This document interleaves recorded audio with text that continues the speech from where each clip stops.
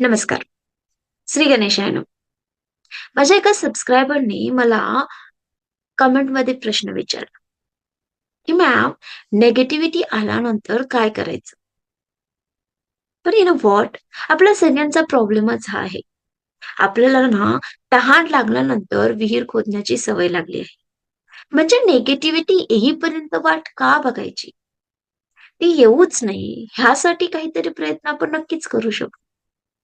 आणि त्याच्यासाठी छोटीची स्टेप आपल्याला दररोज करायची आहे.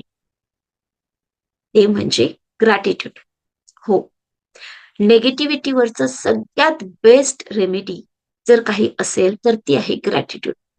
मॉर्निंगला उठल्यानंतर आपल्या आयुष्यात असलेल्या एका गोष्टीसाठी, अगदी छोट्यातली छोटी गोष्टही असेल तरी चालेल. त्याच्यासाठी 2 ते 3 लाईन, फक्त 2 ते 3 लाईन फील करून ग्रॅटिट्यूड लिहायचं. हो, लिहायचं. फक्त बोलायचं नाही, लिहायचं.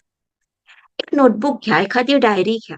त्याच्यामध्ये दररोज एक टॉपिक निवडायचा आणि त्याच्यावरती 2 ते 3 लाईनमध्ये तुम्हाला का ग्रेटफुल आहात तुम्ही त्या गोष्टीसाठी हे लिहायचं. फील करून. जेव्हा तुम्हाला निगेटिव्हिटी येते ना, तेव्हा ही डायरी उघडायची आणि ते वाचायचं.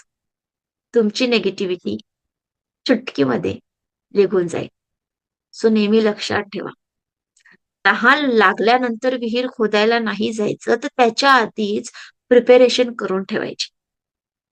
आणि निगेटिव्हिटी आल्यानंतर बघूयात ह्याच्या आधी आपल्याला पॉझिटिव्हिटीनेच दिवसाची सुरुवात करायची आहे. आणि जर चुकून मागून ती आली, तर हेच वाचून त्या निगेटिव्हिटीला बाहेरचा रस्ता दाखवायचा आहे.